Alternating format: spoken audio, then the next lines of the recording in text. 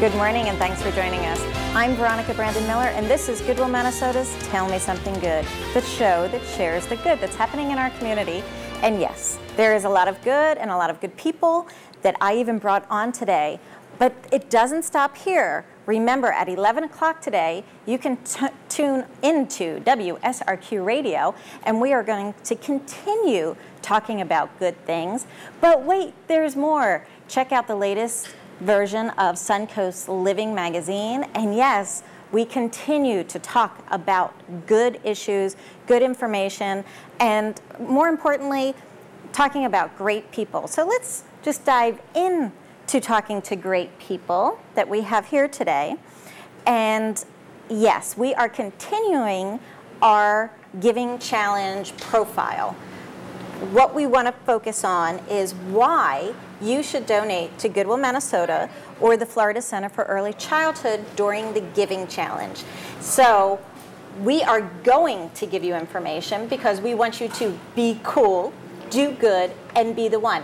Yes, that is our collaborative partner program with the Florida Center and Goodwill, Minnesota. And thanks to our friends at Cool Today and Good News Pest Solutions, they will help match your dollars if you choose to support us.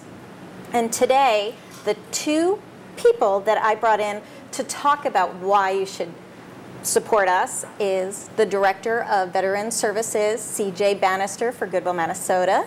Thank you for being here. Thank you, Veronica. And Kristie Skoglund, who is one of the Vice Presidents for the Florida Center for Early Childhood. Thank you. So thank you for being here. Thank you. And today's topic is something very tender because we're talking about early infant mental health. Yeah. And we're also talking about how mental health affects our veterans and all the services that the Veteran Services Program provides. So I'm flipping a coin. You're first. Okay. Yay. So tell us first again about the Florida Center for Early Childhood. Sure. What is it? The Florida Center for Early Childhood is an early childhood organization. We serve families with young children. We specialize in the age range, birth through age 8, because that's really the age range that we're good at serving. And so we really want to focus on those early years. We have a lot of expertise in serving that age range, and we understand the nature of brain development and just early development in those years, and also how hard it can be for the families who are raising children of that age range because early development is very unpredictable, and if you've never done it before, even if you have done it before, your second or third child is different from the first couple. So we really like to support families. It adds another layer of challenge when families are going through hard times or when they're raising a child with disabilities. So that's where we come into play, and we really help families who are struggling and children who are struggling. And the topic that you're going to talk about today is? Yes, I'm going to talk to you a little bit about infant mental health. Which is, I think I know it's gained a ton of momentum in the past, I'd say 10 to 15 years in the country. And at the Florida Center, we've done infant mental health for a very long time. And so many people watching today would probably say, what's infant mental health and what is that about? And how do you provide mental health services for young children? Well, when we talk about infant mental health, I want to make sure that folks understand we're talking about children birth through around age 5, and then we get into what we call more early childhood mental health beyond that age range. And we really are providing services for the entire family at that point. So when we talk about infant mental health, we're talking about babies who and young children who are maybe having difficulty with feeding, sleeping, or even behaviors. I mean, we have an epidemic in our country, but definitely in this community, with young children getting expelled from preschools, and the stress that brings to the family is really, really difficult. The families are often having to leave work, which means they're not getting paid because they are having to go and pick up these children from daycares or find another daycare for their child to go to so they can work. So we provide assistance to these families and help them kind of what we say, peel back the onion, try to find out what's causing these behaviors for the child. Sometimes it's a developmental delay, sometimes it's a brain issue, sometimes it's a family issue, a family system issue where we need to get in there and kind of help the parent understand some ways of parenting that could really help support their child better. And you have a whole array of products and services actually at your location. Yes. So why don't we talk about that? Sure. We have 2 offices, one in Northport and one in Sarasota, and then we do provide some community services at schools and child care centers. We provide an intervention called CPP, or Child Parent Psychotherapy, and that is a modality of treatment that really helps parents of children birth through age 5 who are experiencing traumatic events, who have experienced traumatic events. And it can be something as simple as having, not even really simple, but as having multiple caregivers in their early years moved from home to home with different people caring for them, or even a child who's witnessed a horrible event, something happened to their parent, violence against themselves or their family, those sorts of things. We provide a parenting program called the Circle of Security, which is really helping parents understand the importance of being emotionally available caregivers to their children, and helps the parent kind of think about their own experience of parenting, but their own experience of being parented and what that was like for them. So they are expected to kind of reflect on their own experiences and how those experiences are present. So we really talk about that kind of history in the moment, which people don't think is there, but it's there. Our history is ever present if we don't recognize it and learn how it's impacting us today in life and in our role as parents. Oh yeah, and I mean, like, no one's perfect, but especially when you're a parent, you're learning from previous generations. Yes. Oh, just put a Band-Aid on it, deal with it. Yes. But now, thanks to the Florida Center for Early Childhood, you're actually diving in to fix the whole issue. The whole family. So, exactly. And I think that's brilliant. And again, I want to reiterate that the Florida Center is one of a kind. I mean, you're not duplicating any other service out there. And I know last week when you were talking, people from all over the state come to the Florida Center because you guys are on the cutting edge of really empowering healthier families, healthier, stronger families. And I applaud you for that. Thank you. So again, when you're donating during the Giving Challenge, I want you to remember exactly what Kristie's talking about, because they care about the family. And if you care about what happens in our community and how to make it stronger, your investment in the Florida Center will do exactly that. So now the children you're mainly working on or helping, Birth through age 8 is our age range. We you know, when we're working with young children, say infants, 0 to say 2, obviously we're not going to bring a baby in and set them on the couch and say, talk to us about what's going on. What's going right. on with you? It's a very different treatment method. We work with the parent and the child together in the room because we are looking at the relationship between the parent and the child. What does it look like? And we're really dissecting that relationship and looking at the nuances, how the child is responding, how the parent is responding to the child. What are those kinds of psychological responses that are happening that can either be really healthy and create healthy relationship moving forward, or really could be detrimental to the relationship moving forward if we don't get in there and help that parent tweak a little bit of their responses to the child. So as the child gets older, we're able to do more one-on-one. We do some play therapy. Play is an extremely therapeutic way for children to express themselves, and we have skilled clinicians who are able to look at play and understand what that play means for those children. And so we are able to work often one-on-one with young children who maybe have experienced some trauma in their life, and they're able to express their feelings through play where they may not be able to express them verbally. And then we're able to bring the parent in and help the parent understand what they're seeing and be able to monitor and watch and identify behaviors at home and play. That is awesome. And with how many children do you help a year? So in a year, we serve anywhere between 7 and 750 children and their families. We serve quite a bit, and we have a ton of clinicians that, I shouldn't say a ton, we have a small crew of like 13, but that's a lot, and each one of them have a caseload between 25 and 30 at any given time that they're helping, and they are giving it their all and really helping these families in ways that we feel that are supportive. And we know that the families are benefiting because we survey them and we ask them very pointed questions about how they're being helped. What are they doing differently? So we know what they are experiencing positively through the services they receive, and also what we can do differently if we're not supporting best practices, families. so you can. We want to change if we're not doing something right or helpful. Because it's not just the child. I mean, Yes. that if you don't identify exactly what they need as a child, as they become a school age, they're not going to concentrate as well or be as productive.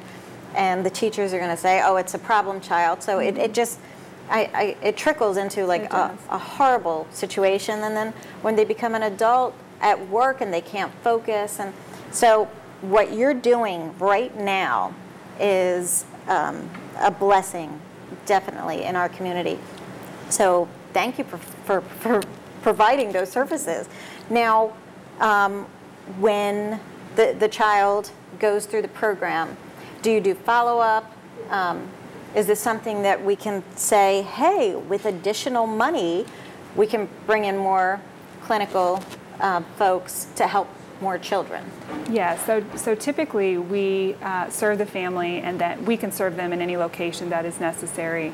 The follow-up gets tricky because the funding is not there for us to really do long-term follow-up with the families. The manpower and the resources that's needed to do a real intense follow-up is really lacking, and I would say many organizations in the community would agree with that.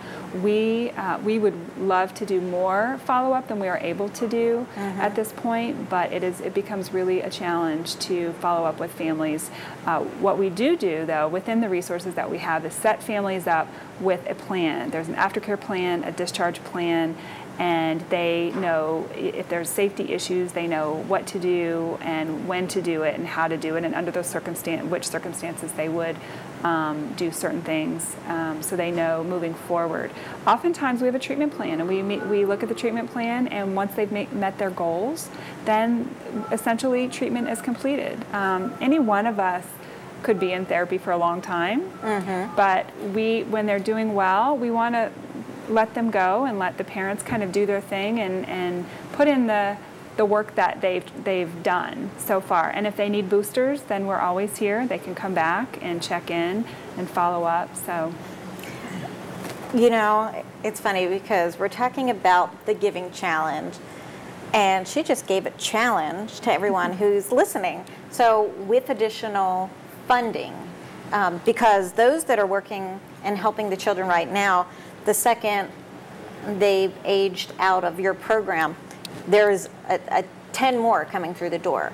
So if for additional funding, this is something that possibly you could invest in and help them follow along and do follow-up, additional follow-up with the children. I think everything that the Florida Center is focusing on is so amazing and so needed. And again, it doesn't duplicate any other service. The Giving Challenge is specifically a time where we encourage you to go on all the organizations that you want to fund, their websites, find out more information, go to the Giving Profile webpage, and you can look up our 990s, which is our tax information, and really find out what the money is going to. What kind of programs? Are they duplicating any other service? How can your money be a true investment for the better and enhance their services. And as always, I want to remind you that the 2016 Giving Challenge is presented by the Community Foundation of Sarasota County, with the giving strengthened by the Patterson Foundation, as well as support from the Manatee Community Foundation, John S. and James L. Knight Foundation, William G. and Marie Selby Foundation, and our friends at the Herald Tribune Media Group. In addition to all these fabulous people that can help turn your $25 into possibly $100, our friends at Cool Today and Good News Pest Solutions are partnering with Goodwill and the Florida Center to match your dollars. So let's say you're donating that 100, now it's 200. Our friends from the Patterson Foundation can make it 300 to 400. So this is such an amazing time, and it's September 20th through the 21st, noon to noon. So another program that I want you to consider in supporting is Goodwill Minnesota's Veterans Services Program. And CJ Bannister is here to talk about this program, which started in 2013 because the current, he was new at the time, President and CEO of Goodwill Minnesota wanted to make a stance so people knew exactly the creating a program so veterans could reintegrate back into the civilian workforce, but also to educate employers to encouraging them to hire. And one of the best things we ever did was to hire CJ, who is Air Force, for those who like Air Force. But you've taken the program to a whole new area. So let's talk about the generic Helping the Veterans program, and then we can go into all the other programs. Okay. So our mission at Goodwill is changing lives with the power of work. And make no mistake, we're doing the same thing with our veterans. It is near and dear to my heart as an Air Force veteran. When I got out, I had been serving as a paralegal for the JAG department, and when I got out, I was having trouble getting a job. And I thought I had a great resume until I got a phone call from an attorney who was one in the Army. And he said, CJ, I don't know you and I already filled the position, but I want to help you rewrite your resume. And so he took the time on the phone to just tell me that I did the same things in the military that they do in the civilian world, but it was all called something different. So I rewrote my resume and had a job within 2 weeks. And that's just kind of the things that we're doing, focusing on helping them reintegrate back into the civilian world. And you know, to be honest, there's so many out there that never have reintegrated back. And so we're there to help them as well. Our demographic is anywhere from the Vietnam era veterans to the recently separated veterans that are looking for employment. Mm-hmm. And so, you know, we have created a task force that has over 32 other agencies that attend monthly. Our Veterans Task Force is filled with agencies that are making a difference in our veterans community locally. Manatee, Sarasota, Hardy, and DeSoto counties is where we focus on. And these agencies kind of come together to be able to help in full aspect of their reintegration, whether it's housing issues, whether it's claims, medical issues, whether it's clearly employment, or whatever it is. We have an agency that's there to help them, and we can connect them to them and help them become a part of something. We also have companies that are willing to take a stand and give that veteran's preference for hiring purposes. Like our friends at Cool Today. Yes, and I would really love to explain a little bit about what a veteran's preference is. Okay. Cool Today, what they do is they don't take an applicant that has less experience, but if they have an applicant that has the same experience as a veteran, they will hire the veteran first. So, and Cool Today has been a great partner for us. They've hired several of our veterans, not only just to give them a job, but to give them a career. So they partnered with us to send these veterans through training, whether it's HVAC, electrical, or plumbing, to get them certified by the end of the training portion while they're working, so that they can have a sustainable living for themselves and their family. One of my favorite partners, I can't help to say that, but they've been instrumental in really getting that part of the program up and running. We have other partners now that are jumping on board. It is so important. So if you're an employer out there, I encourage you, reach out to us. We'd love to partner with you as well. We have veterans that, sometimes know how to pay more attention to detail than the average person. I'll not forget, we were interviewing for a position on my team not too long ago. And the HR director asked him, can you tell me about a time where you really had to pay attention to detail? And his response was, well, I was a sniper. Well, there you go. I thought, well, there is that. Yeah. So, even down to you, what did you do before you were the paralegal? I was a jet mechanic. Exactly. I was a crew chief, so on A-10s, and they do teach you how to pay attention to detail. You Those think? things get pretty important. I always say, don't be afraid of hiring a bomb technician either, because I can assure you, they know how to pay attention to details. Yes. Don't be afraid of that. Yes. Let me just say, the sniper has been an absolute blessing to our team. He's really good at auditing.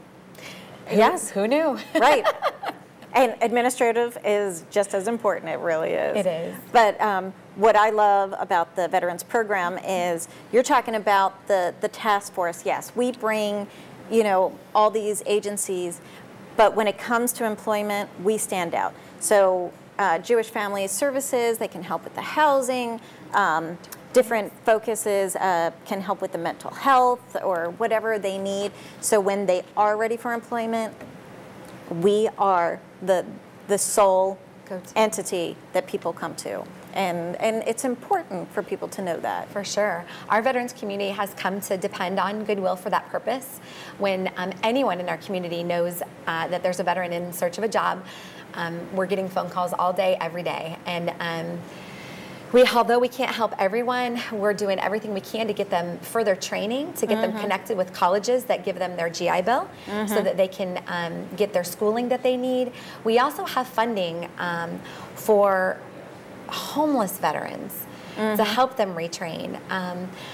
The other thing that we do is really stand in that gap, whatever the gap may be, just to make that connection into what it is that they need. So we have a long list of employers in our community that are happy to work with us to hire our veterans.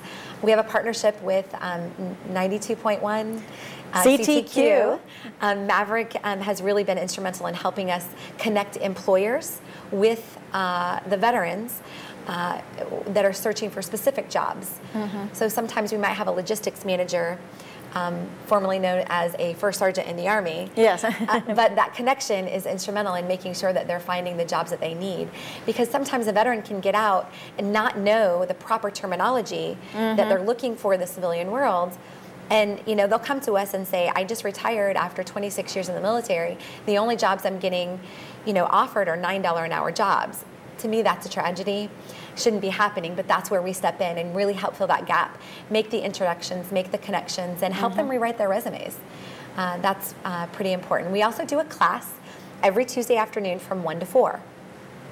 That class provides an opportunity to learn job interview skills that a 21-year veteran has not had, because there's no interviewing in the military. It also is a class designed to help them rewrite their resume. It's a class designed to help them learn how to job search. We have the VA that comes down, their employment specialists come down and teach them how to apply for federal jobs, which can be really beneficial for a veteran to be working for the federal government after being in the military. But those federal applications are daunting and they can take hours. So by all means, all veterans are welcome every Tuesday afternoon from 1 to 4. Come join us. We'd love to be there to help you make the connection to either a job or a better job. And let's not forget, we help people find jobs, but Goodwill hires a great deal of veterans. And in fact, that triple amputee coming back from Iraq, not many companies at all will hire that person. Goodwill Minnesota will. We look at your ability, not your disability. In fact, one of the gentlemen who was in the Army, rode trucks, was homeless, and all he needed was a CDL. We made sure he got a CDL, and now he is in our transportation. So, I mean, giving those heroes a second chance is extremely important, and I'm very proud of what Goodwill Minnesota does with our Veterans Services Program, and you've done exceptional work. And but with additional money, exactly what CJ was saying, we could help more people. We started a program with the Women's Resource Center, and their mental health counselors are coming in and helping your client base. But these are a few hours. With additional money, we can help really get these people ready for work. And that's what we're all about. One of the biggest barriers that we find to getting these veterans jobs is absolutely mental health. There is a gap there. There's the vet center here in town, which we are very proud to partner with, that helps a lot of our combat veterans. But if they're not combat veterans, they don't have the ability, unless they qualify for VA services, and then it could take 6 months to a year before they can get that help. So the Women's Resource Center partnered with us, very excited about that, to fill that gap. That gap won't last very long though, and additional funding is really important to, we call it brave networking. So these men and women will be brave enough to step forward and say, I need to have that camaraderie again. I need to have that connection with my fellow, men and women in arms. I need to talk to someone about what I saw or what I didn't see, or maybe I just need to talk about how hard it is to reintegrate back into the civilian world after wearing your rank on your sleeve. I remember that was difficult for me as a staff sergeant. I was a non-commissioned officer at the age of 25, and when I got out, I was nothing. Nobody looked at me with respect. Nobody was, talking to me like I was You're a starting sergeant. over again. Yeah, starting over. And that sometimes can be, a barrier to them reintegrating and understanding, because sometimes they'll come into interview for jobs at Goodwill and not understand that their 8 years of service doesn't make them a staff sergeant or a master sergeant at Goodwill. And so we really have to sit down and talk them through that, and having them get connected with the veterans in our community is really helpful. So we absolutely could use more funding with that. I wish there were more veterans that we could help. So there's definitely a need there. There you go. And with that, we're encouraging you to contact Kristie. Take a tour of the Florida Center. Contact CJ. Take a tour of Goodwill to learn more about what we can provide for our community and how your investment can help advance our missions. And don't forget, September 20th through the 21st is the Giving Challenge. It's from noon to noon. So I want to thank you for taking the time to hear more about why you should support these two wonderful organizations. And I hope you enjoy the rest of your Sunday.